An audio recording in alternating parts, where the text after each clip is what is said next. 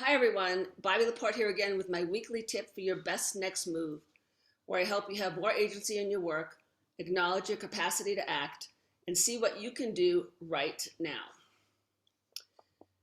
So over the last few weeks, I've given several talks about what it means to lead through uncertainty. That's kind of my thing, if you haven't figured that out already.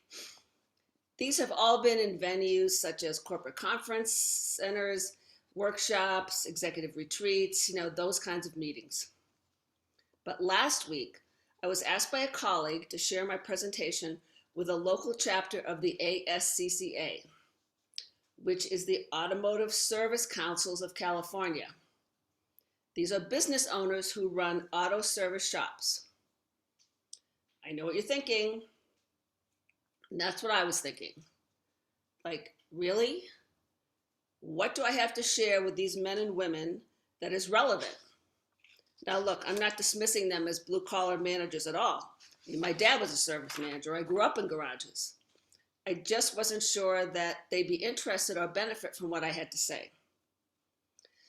But, as Julia Roberts famously said in Pretty Woman, big mistake. So let me paint the picture for you. The venue was a large, well-known muscle car shop in the South Bay. They had cleared all the bays to set up tables, with tablecloths, mind you, had laid out a very nice buffet meal with wine and a cooler of beer and handouts on the table. My podium was one of those tall toolboxes that you might sometimes see in garages, and I was told, be careful not to trip on the equipment of your way over there. Perfect. I love this. There was a large group assembled. They paid attention, they asked questions, they were totally open to learning and to suggestions. They shared what they were doing differently in these times. They coached each other during the meeting. And importantly, they understood that getting results through others was key, that they needed to acknowledge that they don't have the answers and that they need to ask for support. It was a totally enjoyable and refreshing experience. So why am I sharing this with you?